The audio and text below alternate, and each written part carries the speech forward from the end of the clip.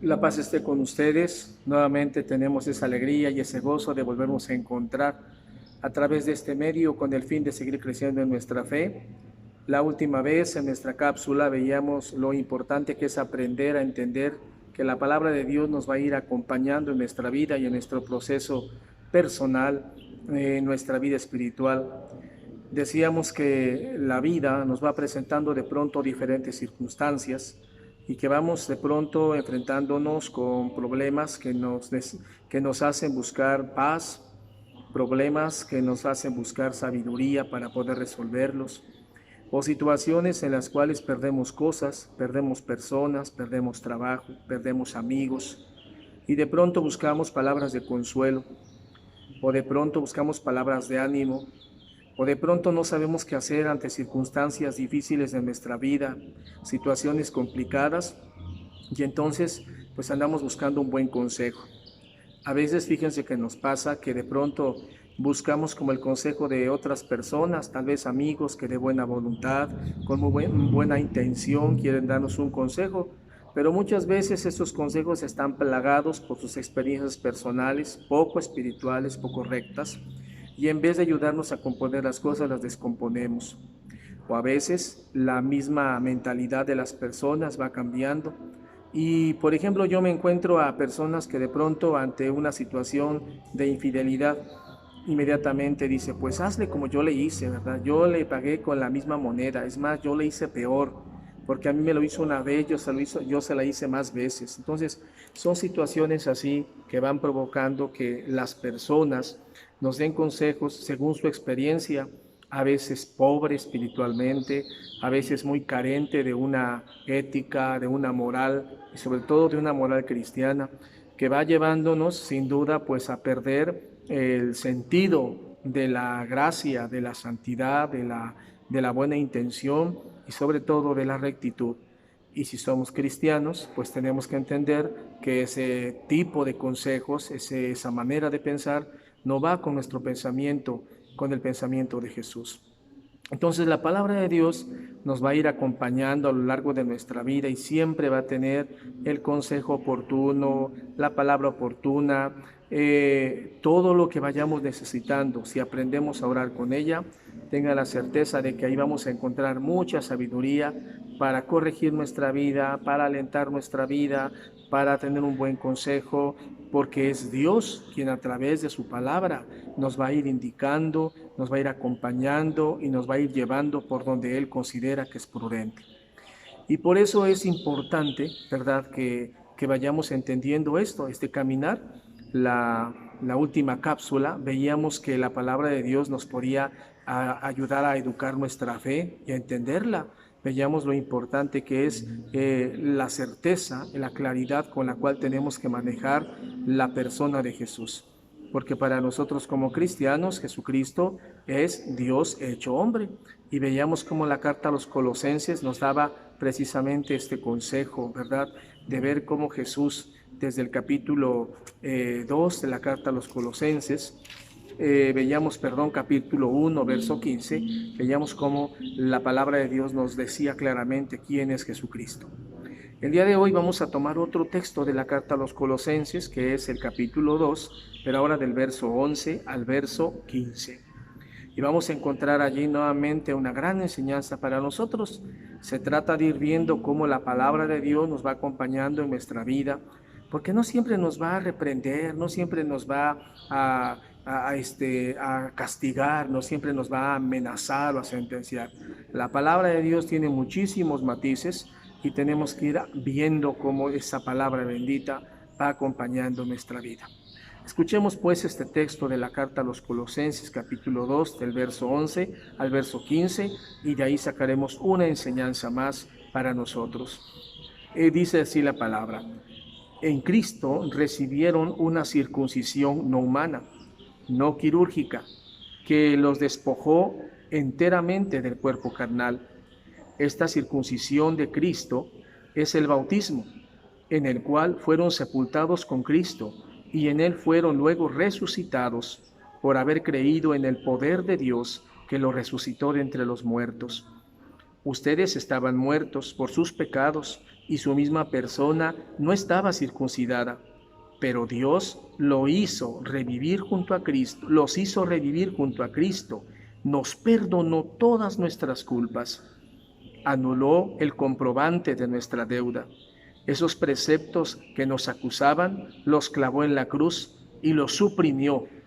Les quitó su poder a las autoridades del mundo superior, las humilló ante la faz del mundo y las llevó como prisioneros en el cortejo triunfal de su cruz. Palabra de Dios. Te alabamos, Señor. Entonces, en este texto, mis queridos hermanos, vamos a encontrar diferentes ideas, diferentes frases que nuevamente nos van a indicar por qué, por ejemplo, nosotros nos bautizamos. A veces hay una gran discrepancia entre nuestro bautismo cristiano católico y el bautismo cristiano evangélico. Nosotros los cristianos católicos, ¿verdad?, nos bautizamos a cualquier edad de nuestra vida, seamos acabando de nacer, seamos a punto de morir, no tenemos una edad.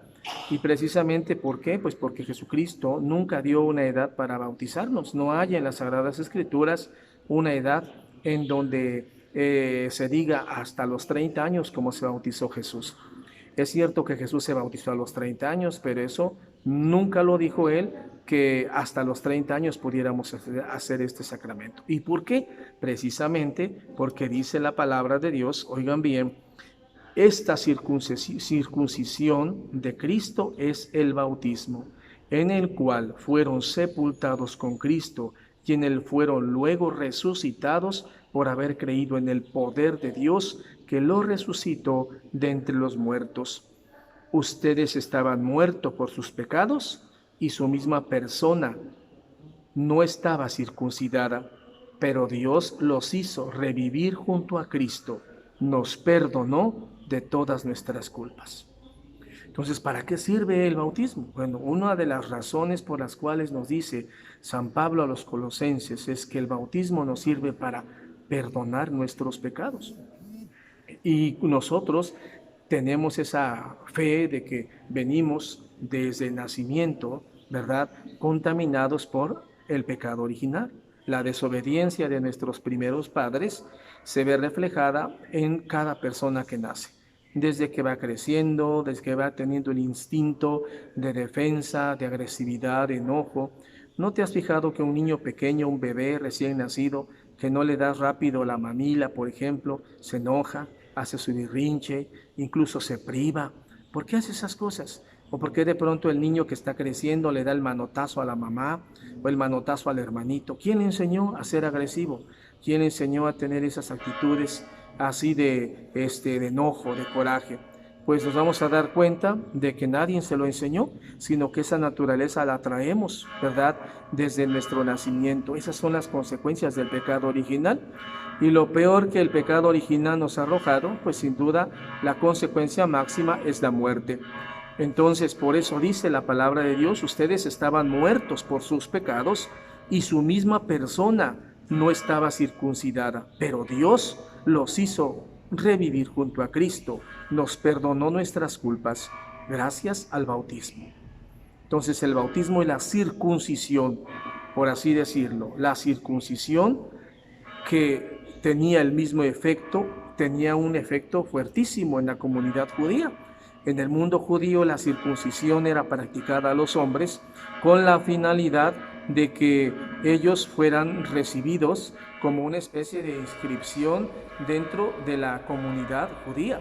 La ley Moisés así lo prescribía, ¿verdad? Era una ley de Moisés que los varones de las familias judías recibieran la circuncisión. Y ese era el signo de pertenencia a la familia de Dios. Ahora nosotros, la circuncisión va a ser el bautismo, signo de pertenencia a la familia de Jesús. Y por lo tanto, pues no todos vamos a vivir 30 años o más para bautizarnos, ¿verdad? No todos tenemos la certeza de llegar a esa edad. Por eso tenemos la fe de que nosotros nos bautizamos apenas una vez naciendo, y tenemos el compromiso de que nuestros padres nos acompañarán con nuestros padrinos en ese caminar de fe. Vean ahí el compromiso tan grande que adquieren las personas que son padres de una persona que se bautiza o padrinos de una personita también bautizada. Es un compromiso que asumimos y que se trata de ir ayudando a caminar a esta persona en su santidad, ¿verdad?, en esta vida cristiana. Dice la palabra de Dios, nos ha perdonado de nuestras culpas. Entonces, eso es nuevamente una frase que nos tiene que llegar a lo más profundo de nuestro corazón. Por eso dice la palabra, les quitó su poder a las autoridades del mundo superior, las humilló ante la luz del mundo y las llevó como prisioneros en el cortejo triunfal de su cruz, es decir, en la cruz. Jesucristo pagó la deuda de nuestros pecados.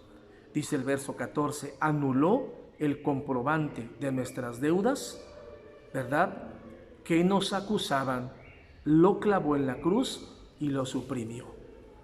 Entonces, ¿qué fuerza tiene la presencia de Jesús? El sacrificio de Jesucristo en la cruz tiene una fuerza impresionante, porque gracias a ese sacrificio fuimos perdonados nuestros pecados. Nuestras deudas quedaron canceladas en la cruz gracias a la ofrenda que Jesucristo hizo con su cuerpo y con su sangre. Dime si esto no es una noticia para que nos llene de gozo y de alegría y de felicidad. Dime si esto no es una gran bendición para ti, de sentir que tus pecados, por muy grandes que sean tus errores, Jesucristo los ha cancelado, los ha pagado a precio de sangre.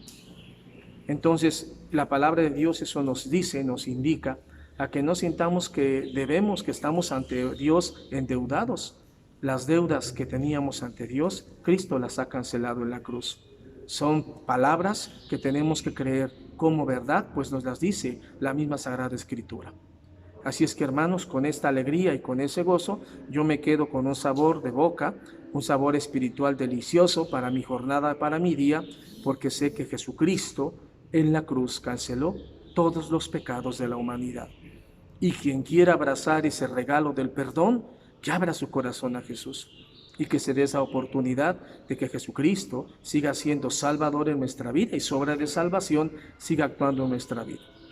Entonces, con este propósito claro, yo me quedo para mi día, para mi trabajo personal, y cada que pueda durante la jornada voy recordando estas frases tan hermosas como la que dice el verso 13, Cristo nos perdonó todas nuestras culpas.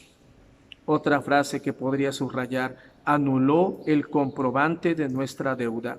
Esos preceptos que nos acusaban, lo clavó en la cruz y lo suprimió.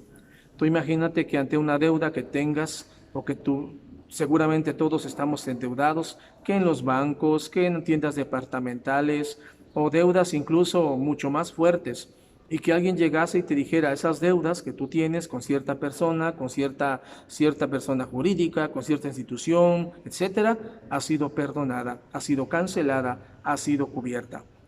¿Cómo te pondrías de alegre y de gozoso y de feliz sabiendo que esas deudas tan pesadas que te deprimen, que te hacen estar mal, quitarte el sueño, sean canceladas y que no debas absolutamente nada? Eso hizo Jesucristo. Los pecados y las deudas espirituales que ante Dios teníamos, Jesucristo las canceló en la cruz. ¿Cómo no vivir con ese gozo y con esa alegría, sabiéndonos que tenemos a alguien que ha dado y se ha ofrecido por nosotros? Por eso Jesucristo es el eterno ofrecido en amor y misericordia y en perdón, para quien quiera abrazar esa misericordia, ese perdón. Cristo lo ofrece gratuitamente. ¿Qué necesitamos? Creerle a Jesucristo, creerle, agradecerle y vivir conforme a sus enseñanzas.